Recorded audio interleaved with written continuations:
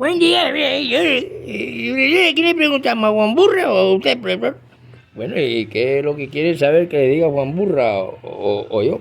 No, porque como tiene el nombre de Juan, que de todas maneras hay que Juan Burra que también hizo apostasía, que hizo no sé qué, que hizo profecía, profesor.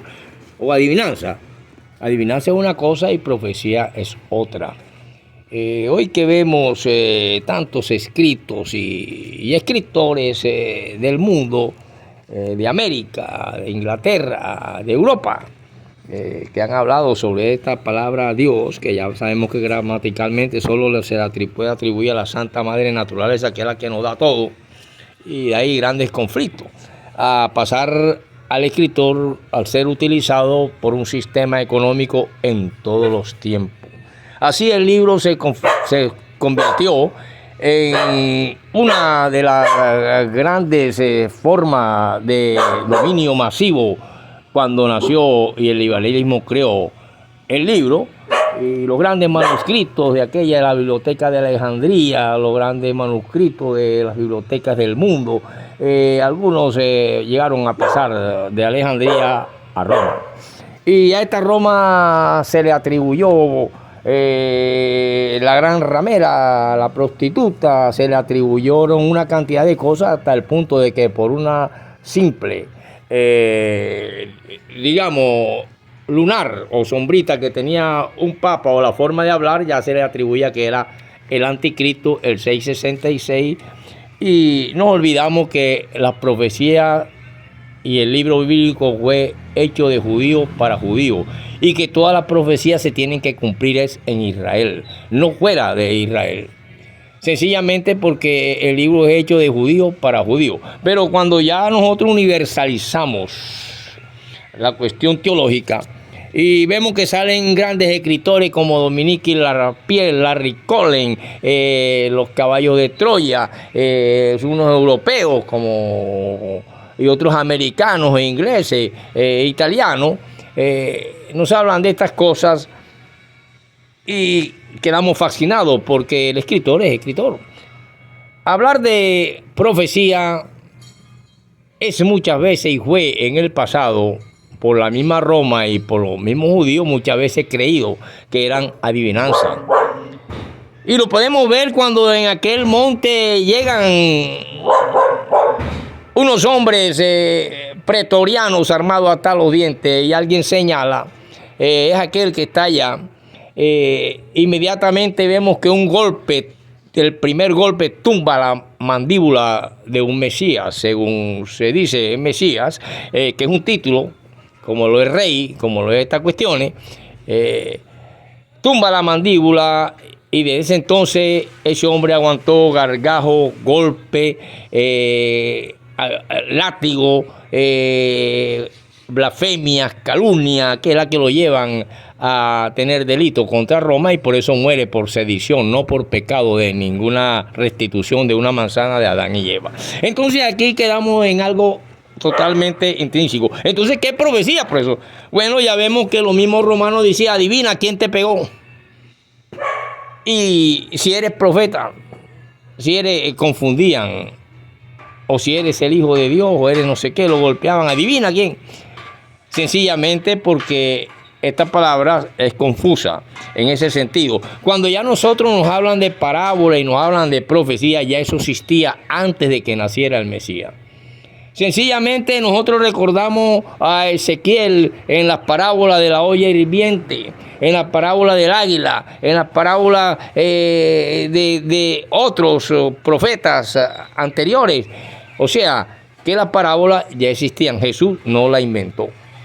En esa cultura judía en la cual, según la economía política actual que domina el sistema económico capitalista, que la misma Biblia señala como el demonio espiritual, porque todas las corrupciones y todas las cuestiones que vemos en este país religioso nos hacen ver que el judío errante, el judío que anda de aquí para allá tiene tanto poder, porque cuando las diásporas se fueron para diferentes partes del mundo y por eso hay judíos rusos, judíos chinos, judíos no sé qué, judío alemán, judío americano, judío barranquillero, judíos tal, los que nacen aquí en Barranquilla, pero que se mantienen unidos después del famoso Lesca Lesca, que es lo que significa deja tu parcela, deja tu gente y vete, atraviesa el Éufrates, que es la famosa caminata de Abraham, y empieza por el mundo a caminar. Ese es el Lesca Lesca. Abandona todo, que yo te guiaré y tal, y te haré bendito entre todas las naciones. Bueno, ese judío domina el 2% de la economía mundial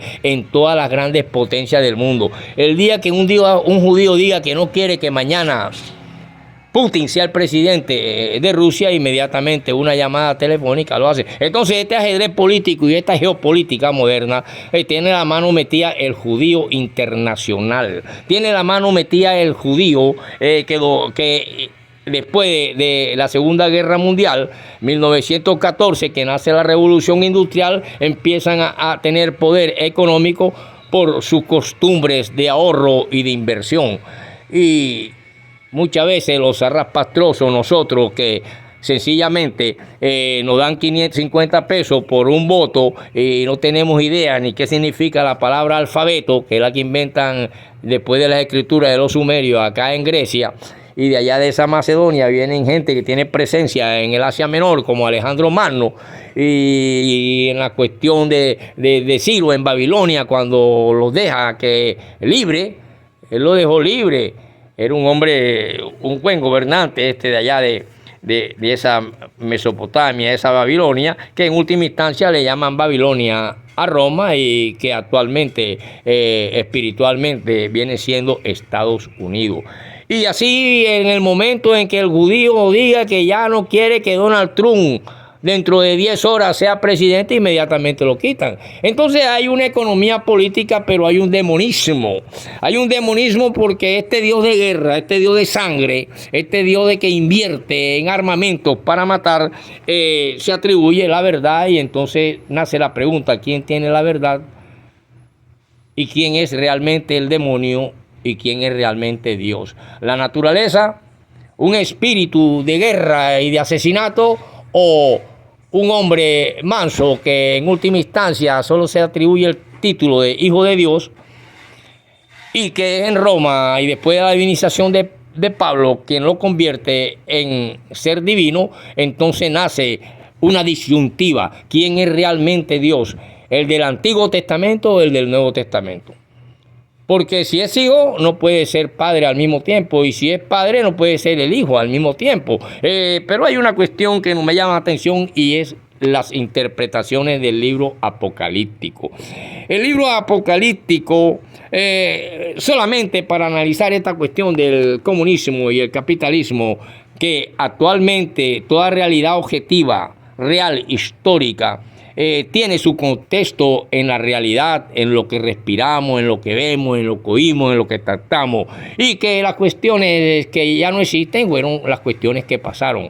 El futuro y lo apocalíptico siempre significa lo que vendrá, y por eso muchos relacionan a Estados Unidos con esta cuestión del capitalismo demoníaco.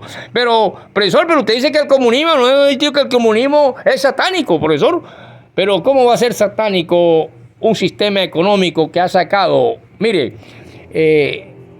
escuchamos a los escritores y escuchamos a los sociólogos que tienen que ver con estas cuestiones teológicas, a los historiadores, que son los que determinan la fecha. Puedo decirle como profesor que si un sistema económico que saca a 200 millones, a 300 millones de habitantes de la miseria y la pobreza, cuestiones que aquí nosotros estamos acostumbrados en una podrida democracia democrática, sin ninguna conciencia intelectual ni consciente. ¿A usted mismo, profesor? Sí, yo mismo. Recibimos un dinero por un voto, supongamos. Pero resulta que eso no es nuevo. Ya lo venía haciendo Caifás cuando dijeron suelten a Barrabás. Recuerdan que siempre digo esta clase. Voy a demostrarle que en la profecía, y precisamente cuando vemos el libro Apocalipsis, que significa lo que vendrá, también podemos retroceder en forma digamos, concordántica. En cuanto al libro de Hechos, capítulo 2, versículo 3, donde habla de la vida de los primeros cristianos. estos fueron realmente los que iniciaron el comunismo en el mundo. Todavía en estos momentos apenas es un bebé la China. Si acaso existía la América, ya existía, pero no nos habían traído de Europa, donde nacen escritores como JJ Benítez, de Italia, Inglaterra, Dominique Rapierre, Larry Collins, una cantidad de escritores de fuera de la América y dentro de la América, ateos como Galeano, y una cantidad de cosas que van dando una controversia de quién y dónde está la verdad. Yo les voy a demostrar que realmente el comunismo nació en las épocas en que aparece un escritor griego que era médico, investigador, que analiza la comunidad cristiana y dice lo siguiente, y este es Lucas. Dice, para poder hablarle yo del Apocalipsis como profecía. Resulta que dice, después del discurso de Pedro, allá en el capítulo más o menos 1:14, dice en el 1:43 lo siguiente. Vámonos mejor para no ver la cuestión de lo que sucederá en los últimos días, según Dios. Donde dice que derramaré mi espíritu sobre toda la humanidad. Esto está en el discurso de Pedro, allá en el 14 al 17, 16, 15, 17. Y así nos va llevando poco a poco hasta que llegamos a Hechos 2, que es el discurso de Pedro, y los versículos 17, etcétera, hasta que llegamos al versículo 43 de este 2, para poder pasar al capítulo 3, donde Pedro sana a un paralítico. Ojo, los apóstoles ya estaban sanando, ya habían recibido ese poder y tal, pero nosotros vamos a ver esta cuestión de dónde nace el comunismo y qué es el comunismo. China saca, después de ser uno de los países más azotados por el Kuomintang nacionalista japonés, de Japón, el imperio japonés, saca actualmente, tiene 6.000 millones de habitantes y fíjense ustedes, Colombia nada más tiene 40 y pico millones de habitantes, Estados Unidos 240. ¿Cuántas veces cabrían en China? En la cuestión demográfica y en territorio. Dice aquí donde yo encuentro en la Biblia que nace el comunismo. Dice, la vida de los primeros cristianos, esos cristianos que no saben lo que es cobrar un 10% porque le escuchen un discurso o un pastor o un sacerdocio, que en estas épocas todavía no existe ningún catolicismo ni existe ningún papa. Llega la vida de los primeros cristianos en la siguiente manera. Dice que llegó un momento en que el Señor derrama su espíritu. Dice que hay un momento en que dice, siéntate a mi derecha hasta que yo haga de tus enemigos el estrado de tus pies. Dice en el 43 que todos estaban asombrados a causa de los muchos milagros y señales que Dios hacía por medio de los apóstoles. Todos los creyentes estaban muy unidos y compartían en común. Aquí está la raíz de la palabra comunismo. Enseñanza del mismo Mesías a ellos. Tengan todo en común. Entonces repartían todos los bienes entre sí. Vendían sus propiedades y todo lo que tenían y repartían el dinero según las necesidades de cada uno. Todos los días se reunían en el templo y en las casas, partían el pan y comían juntos con alegría, amor y sencillez de corazón. Y por eso decían, alaben a Dios, y eran estimados por todos, y cada día el Señor hacía crecer la comunidad con el número de lo que iba llamando a la salvación.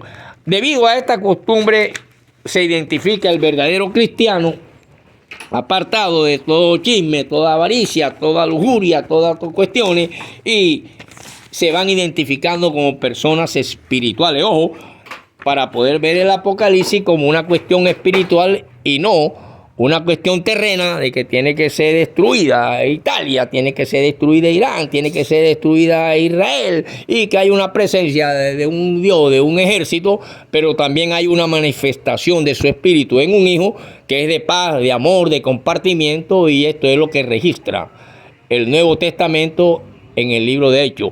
Apocalipsis es lo que vendrá. Eso lo veremos en la próxima clase. Nos vemos en la próxima. Y lean a Dominique Lapierre, Raleigh Cohen, JJ Benítez, Los Caballos de Troya, este hombre de Europa por allá, etcétera.